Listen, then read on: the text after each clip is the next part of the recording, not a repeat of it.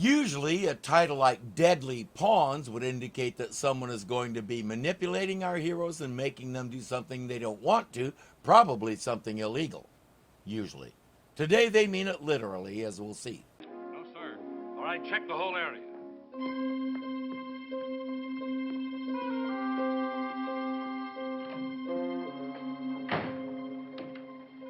Anything yet? No, sir. I don't understand it. I just don't understand it. Our friend there is named Kronig, and he's rich. That's the most important thing he wants you to know about him. He's rich.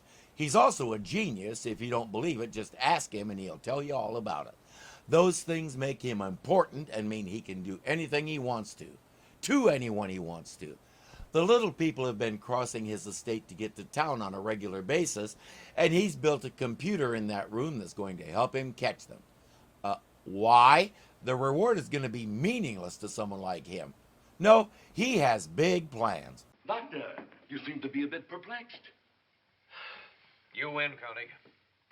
I'm afraid my vacation hasn't improved my game. Dr. Layler there is Kronig's personal physician. They spend a lot of time playing chess. A lot of time. It's Kronig's obsession. Has the lack of competition been boring you? Till now, yes. But I'm about to add a new dimension to the game. More zest, more excitement, more tension. Since chess is a battle game, I'm adding real bullets. Here are your bulletproof vest and helmet, Doctor. Your move. Before he can explain further, his technician reports that the little people are on the grounds. There are only 3 of them. Well, I rather think the other 4 will be along soon enough.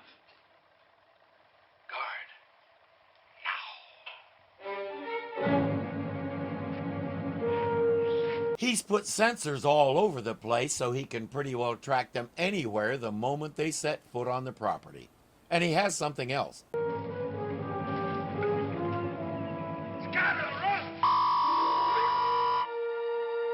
He has that, whatever it is. That takes us into the opening theme.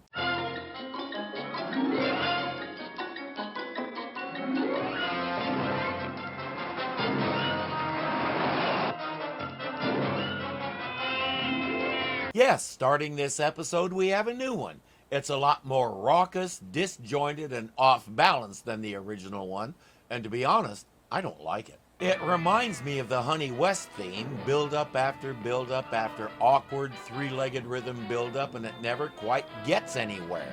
If your music doesn't move forward, you need to write something else, because movement is what music is all about. If your tune just sort of sits there going in a circle the way this is, it gets boring within seconds.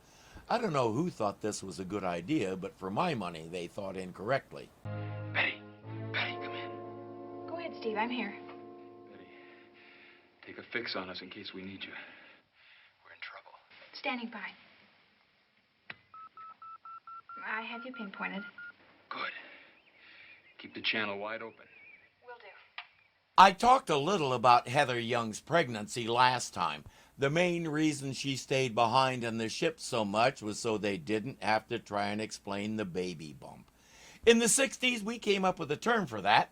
We called it a cop-out. There's no fixed timeline or other such anchor to tell us how long they've been on this planet. All the writers needed to do was suggest that it's only been maybe 3 months, and when they left, Betty didn't realize she was pregnant. It could have added a whole new dimension to the show if they had just embraced it. Picture Steve or Mark, both already overly protective of the females, trying to figure out the best way to protect one who's knocked up. That could have made for some great drama and comedy relief. Alas, it was not to be. We chose the convenient cop-out instead. I do believe, however, that Betty has more lines in this episode than she had in the entire first season, so there's that. Little people. But what does it mean? It means, my dear doctor, they must pass the test of my new dimension, or they are doomed. What test and why do they have to pass it? Because he says so, and he's rich and eccentric, so he gets to do what he wants to whom he wants. He's built a whole new chess table, and it has a few quirks.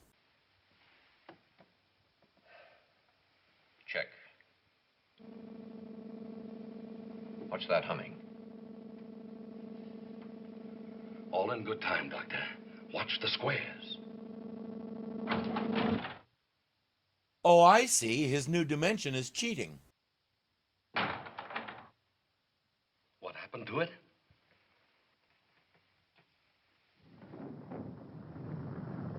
I have a feeling I know where this is going and what he wants to do with the little people. He claims the trapdoors are all over the board and what opens when is random, so it could conceivably work against either player. Uh-huh. I'm sure he has an accurate count of how many times it's worked against him. Even Hazel can count to none. I know because she does it frequently when her food dish is empty. You have your instructions? Yes, sir. 7 of you were supposed to have arrived on the outside. He's been observing them for a long time, feeding all the data into his computer, and it predicted when they would appear again. Except his computer apparently has trouble counting to 7. Kronig, what are you planning to do? All in good time, Doctor. Ladies and gentlemen. But you're just a boy, are you not? Yes, sir. What did that god of yours do to us with that gun? Just a temporary magnetic shock. An invention of my own. I am a genius, you see. Maybe you are, but if you have to go around telling everyone what a genius you are, you're not so sure of it yourself. What do you want with us? All in good time. You may have noticed that he says that a lot. He's a bully, and a typical one at that. Nothing about his bulliness stands out over any other bully most of us have encountered. All that's different are the methods, the attitude, the insecurity with himself, the insane need to prove he's better than someone else. It's all there in stereotypical fashion. Kronig, what is the meaning of this? I'm about to tell you. Come along, Doctor.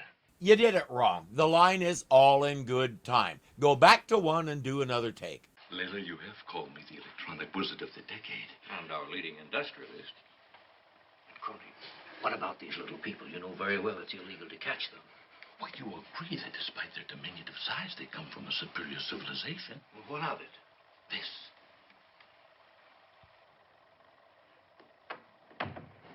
That I, Kronig, am superior to the best of them. That's right. It's all about his ego. He's determined to play a game of chess against the little people's best player, and if their champion loses, they all lose. Permanently. Kronig, our whole relation as doctor to patient is based upon my being completely honest with you. But I am superior to the little people, so why object to my saying what I believe? No, it isn't what you say, Kronig. It's how you're saying it, your intensity. Now, surely you recognize that quality. We've been through that before. It'll be revealed slowly, but Kronig already had one nervous breakdown from doing stuff like this, and he spent some time in a mental hospital. The doctor is trying to warn him that if he keeps this up, it'll happen again. Kronig isn't listening. In other news, water is wet.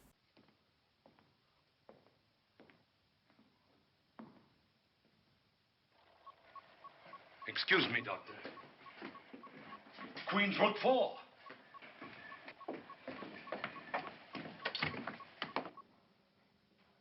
She's standing on it. This is his new dimension that could work against either player, except that if it works against him, he loses a plastic chess piece. If it works against them, they lose a lot more. But that's how Mr. Super Genius likes it. All advantages to him and his superior brain. Kronig, you'll kill them. Turn it off. Of course, Doctor.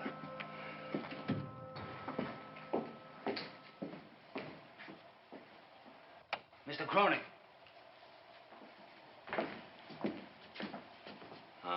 As I thought. The 3 I caught have brought 3 more. And according to your computer, 3 and 3 makes all 7, right? It won't be long, and they're on the table as well. This is a difficult episode to try and review because by its very nature, it has a tendency to drag. we'll be watching a chess game, and as you know, the single most exciting thing you're likely to see watching a chess game is two people sitting there motionless, staring at the board for who knows how long at a time. Why were we brought here? Well, I propose to you a test of intelligence. Yours against mine. What's he talking about? Let the woman and the boy go free, then we'll talk. If you pass the test, you may all go free. He sets it out, a chess game, your champion against my superior intellect. If you win, you go free. If you lose, you go to the SID. Merely to prove that although you Earthlings may have the mathematical and engineering intelligence to have reached our planet, still I, Kronig, am superior to you in intellect. I'm sorry, who needs to prove that? And prove it to whom? So if he wins, they lose everything, and he wins bragging rights. Please tell me he ends up in prison for harboring little people. When Fitzhugh asks, he assures them that the trapdoors are all turned off. It's time to select their player. If you haven't already figured out who it is, I don't know what to do with you. Well, I know chess pretty well. And you're it, Mark. I hope you play well.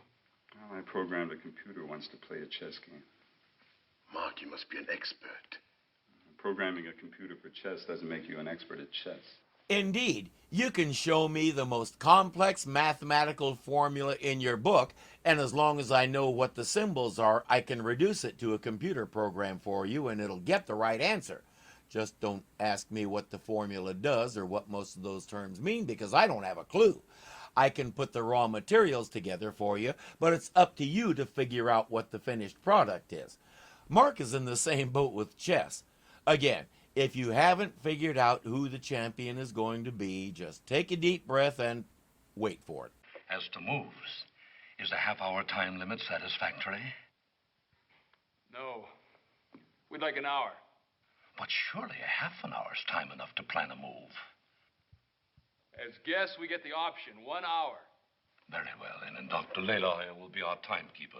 And now for the big question. Now, who is to be my opponent? I am, sir. No. I mean, whom am I to play? That's right. Boy. You've chosen a child to play against me. Is this your custom to insult your superiors? First, we haven't established that you are superior. That's supposed to be what the game is all about. Second, that child has already won state chess competitions in his age class and has been giving the others a quick education in game strategy. He's your opponent, take it or leave it. Play him or get on with it and call the SID. The little people will have a great time telling everyone that the great Kronig was afraid to play chess against a prepubescent child. Very well.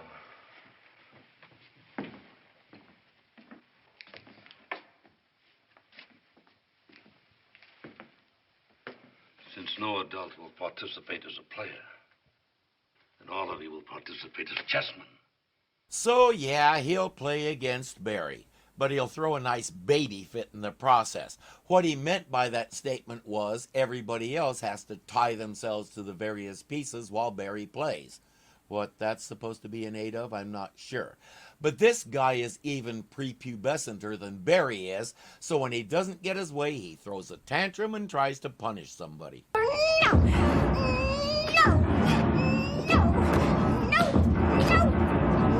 Steve and Mark have been cooking up a plan to get Mark out of there, have him go back to the ship and set up that chess program he was talking about. Then he can use the radio to relay moves to Barry. Tying them to the chess pieces will actually make that easier, sort of. Now, look, if we're tied to these pieces, the boy certainly can't move them himself. Well, the good Dr. Layla here will help the boy make his moves for him. I want no part of this. Oh, come, Doctor. You may even advise the boy on his Kronig. moves. Oh, Doctor. The doctor already forbade Kronig to play this game, and in response, Kronig fired him.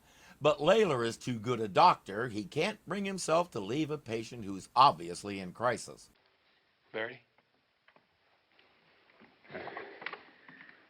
You think you can sacrifice Mark and me without losing the game?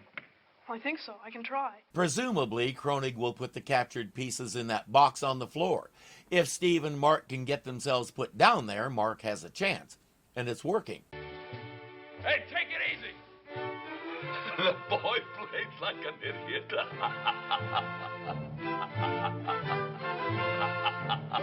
You just keep thinking that, Wile E. Coyote super genius. He's playing way more moves ahead than you are. He gives up Mark and even manages to get Dan off the board, and here we go.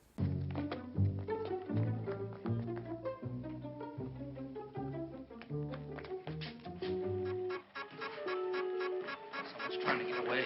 While Dan gets himself caught to distract the security guard, Steve helps Mark get out of the place and on his way. Hello, Betty. Come in. Yeah, go ahead, Mark. Listen, I'm on my way back to camp, but I want you to do something for me before I get there. Warm up the computer motivator. Turn it to maximum output and put all gears in neutral. Can you handle that? Yeah, I think so. She's a trained member of the crew. Why is he talking down to her like that? The guard appears and he's blocking their route to the ship. Time to call Betty again. He says, keep the channel open and just keep talking. Doesn't matter about what. She's confused, but what the hey? It's just Betty. All right, if I had my choice, I think I'd rather be at the plaza. No, the Ritz with room service, of course. Let's see, for breakfast, I'll begin with prosciutto, then poached eggs on canapes with cheese. Hey, not there! Over here! Or better still, eggs with artichoke hearts, or... As I said, I don't think Heather Young got that many lines in the whole first season. And when she finally does get some lines, they're meaningless babble to distract some guy. Irwin, I do enjoy this show, but you blew that one big time. So much wasted potential. Even worse, Steve will pick up the radio without telling her she can stop now. Last season, they more or less ignored her, but this season, they're kind of mistreating her. Time's up. Move. I'm trying, sir, but you have me at such a disadvantage. I wonder if I could ask for an adjournment. An adjournment? Certainly not. He can have an adjournment, Koenig. It's allowed by the rules. No, I don't want to adjourn. I'm going to beat him.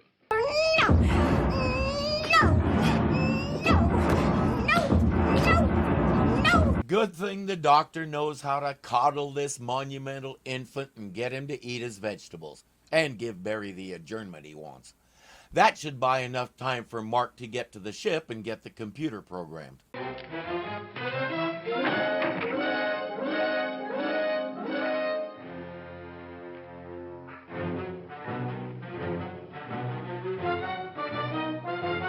Or not. He's angry and frustrated and needs to take it out on somebody. Guess who? Betty, this is Mark. Come in. Betty, do you read me? Come in. Right, Mark, here I am. Go ahead. Well, I'm in a little trouble, but I'll be there. Now listen. What happened? I'll explain when I get there. Explain now. What happened? All right, would you believe I'm hung up by my heels in an animal snare? You satisfied? Well, where are you? And I'll come and help. Betty, will you please shut up and listen?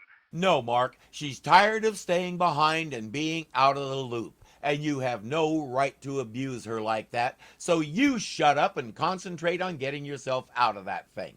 You are the one who blundered into it, not she. Everybody needs you right where you are. You understand? All right, Mark, go ahead. I'm sorry. Do you have the computer motivator operating?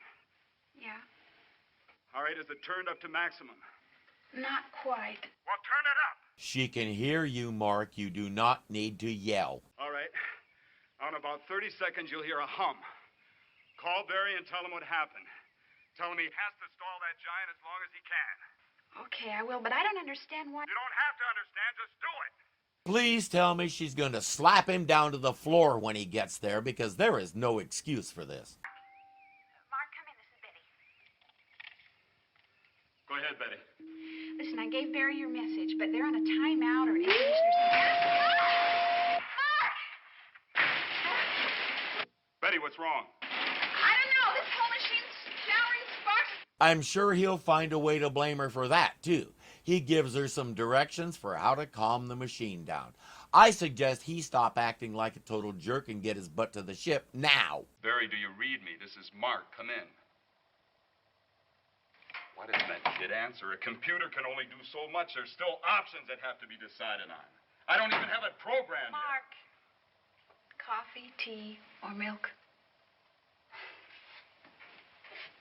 Still calming the passengers, huh? Yeah, which is to say, knock it off and try to come up with something useful. I was hoping she'd slap him, but humiliating him like that is much more effective, especially when he suddenly realizes he has it coming. That's as close to an apology as he'll get, but Betty is remarkably forgiving. I have a feeling it comes with the job. It takes a couple of minutes, but they're finally ready. Mark has the computer standing by, and Barry has the radio hidden in Fitzhugh's pocket. Bishop to King's Knight 4, disclosing check.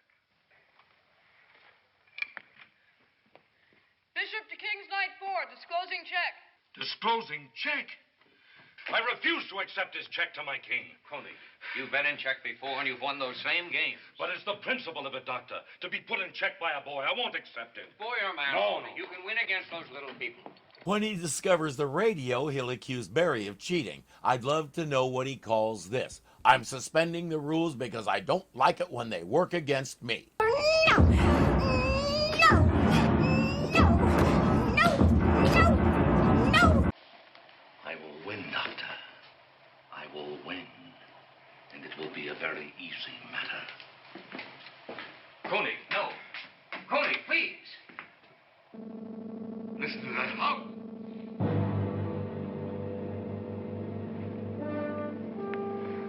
It's the trapdoors.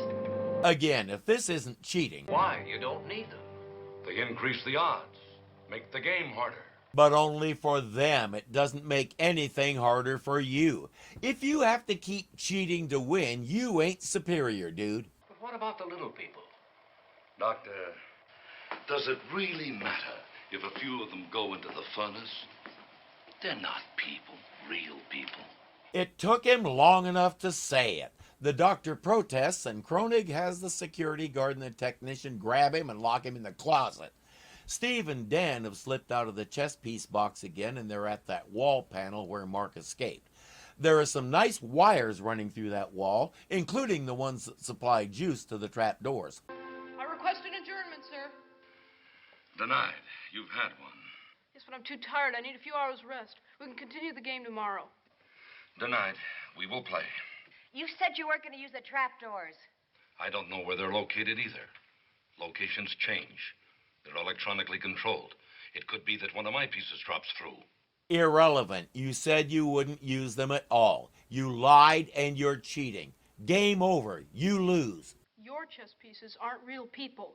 Why are you so concerned? He really asked that. Barry refuses to play until he turns them off. Let me call your attention to this screen. This electronic furnace is waiting for you underneath the trap doors. Which is precisely why he refuses to play until you turn them off. Duh! He says, either you play or I dump all of you down there right now. This is his superior intellect beating their champion on a level playing field. I would really like to know what his childhood was like, because it takes a special kind of abuse to produce someone like him. Queen to queen 7. Check again, sir. Impossible. It's diabolical. If I win, sir, you will let us go, won't you? Silence, silence. I could have you disqualified for that. I'm trying to think. And we know how hard that is when you can't stack everything in your favor beforehand.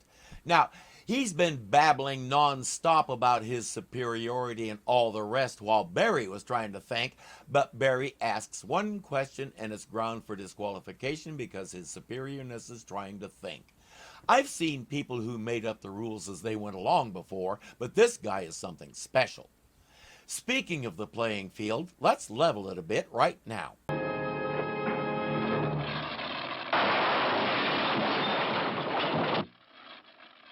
Sir, what's that? What? See what's going on in there. The trap doors are disabled, and so are a lot of other things, including one of our chess pieces. I thought I felt it move. Mr. Fitzhugh, What's that? I think he's fainted. Radio? Radio message? A trick? How dare he do the same thing you were doing and use other means besides just his intellect? Only rich, eccentric people are allowed to do that. No little person can beat me. I win. I win. Down, down into the furnace with all of you. Foul on the play. Everybody knows you're only allowed to throw a tantrum and flip the board in Monopoly. And by the way, that little short circuit turned off the furnace too. They're fine, at least for now. If those guys figure out how to restore power, they won't be. Steve and Dan are going to need help, and they know where to get it. Look out!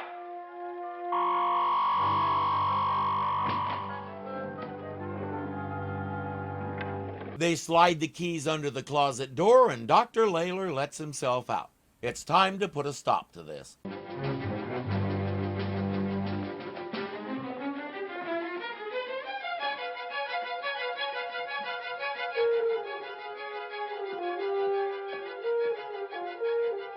Down you go! Down you go with the rest of them! Once again, he's not thinking very many moves ahead because that's what they want him to do. They have their laser, which Steve called a thermal tool, and now they can cut a hole in the furnace wall with it and get everybody out. Crony, what's happening? 5 little people are about to be melted down in the furnace. I've got to turn it on. No, Crony, you've done enough already. Crony! Please, please. Crony. The doctor is only about half Kronig's size, but leverage can be a nice equalizer. Crony, where do I...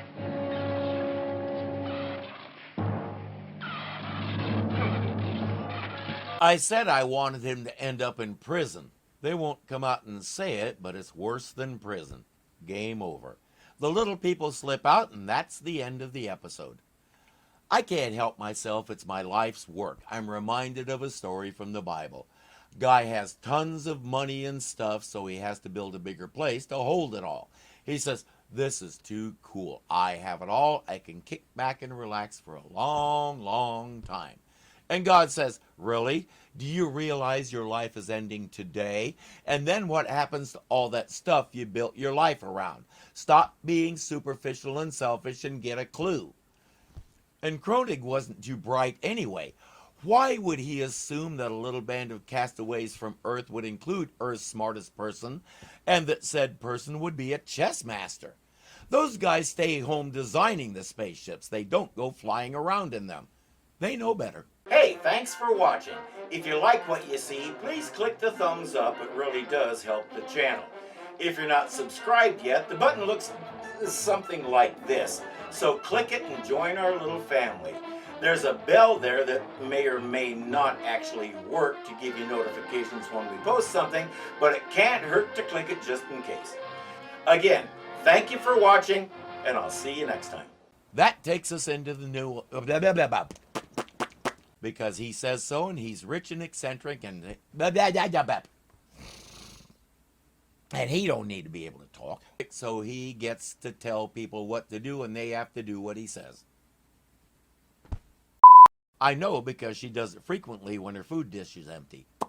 I can say food dish. It won't be long, and they're on the table telling everyone that the great Kronig was played defray chess. Good thing the doctor knows how to coddle this. Really like to know what his childhood would like.